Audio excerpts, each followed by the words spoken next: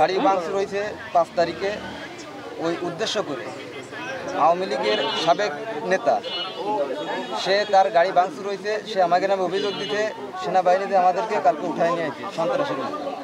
আমাদের যে কী অপরাধ সে অপরাধটাই আমাকে বলতে দিনি, যে আমাকে কি অপরাধ তাইও বলিনি, যে আমরা কি দোষ করি সেটাও আমাকে শুনতে দিনি। এখন আপনারা কি চাচ্ছেন? আমরা চাচ্ছি স্যার শিমুলের বিচার চাচ্ছি, যে আমাকে অভিযোগ করিতে শিমুল কি? সাবেক আওয়ামী লীগের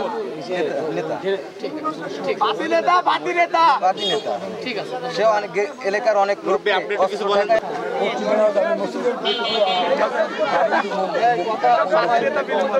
ওই জায়গায় দোয়া মাপে যাবে, নখে বলছে ছাত্রী দোয়া হবে বাড়িতলায়, আপনারা সবাই যাবেন।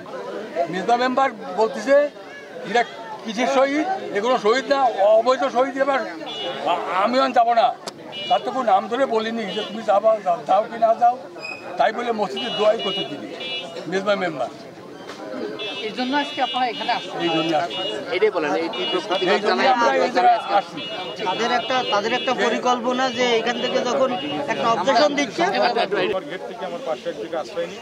ওই রাত্রে তারা বেড় জল দ্বারা আমার ঘেরের মাছ এবং আমার ঘেরে বিভিন্ন প্রজাতির ফলের চারা ছিল, ফলের চারাগুলো তারা ধ্বংস করে। এখন আমি থানায় অভিযোগ করছি, ইউনো মহাদেরকে অভিযোগ করছি, সেনাবাহিনীকে আমি অভিযোগ করছি। আমি এখনো পর্যন্ত এর কোনো কিছু আমি পাই নাই। এবং আমি আপনাদের কাছে, আমি ছাত্রদের কাছে, আমি প্রশাসনের কাছে আমি চাচ্ছি যাতে আমার যদি কোনো দোষ ত্রুটি থেকে থাকে আমার বিচার করা লাগবে না। আর আমার দোষ যদি না থেকে থাকে, আমার যারা লুটপাট করছে, ভাঙচুর করছে, আমি আপনাদের কাছে সঠিক বিচারের দাবি করছি। ধন্যবাদ। অবজেকশন দেওয়ার পরে তাদের লোক সাজায় রাখতেছে, 10 জন করে সাজায় রেখে সেনাবাহিনী যখন যাচ্ছে তখন তাদের বলতেছে যে বলো যে হ্যাঁ ইরা অপরাধী। তখন তো মনে করেন সাধারণ লোকজন থাকতেছে না, এখান থেকে দরখাস্ত দিয়ে ওইখানে যাওয়ার পরে তারা সাজায়, তারা ঠিক এইভাবে একটা পরিকল্পনা করে এইভাবে সাধারণ লোকজনকে মার খাওয়াচ্ছে। আপনি কি মনে করতেছেন যে সেনাবাহিনী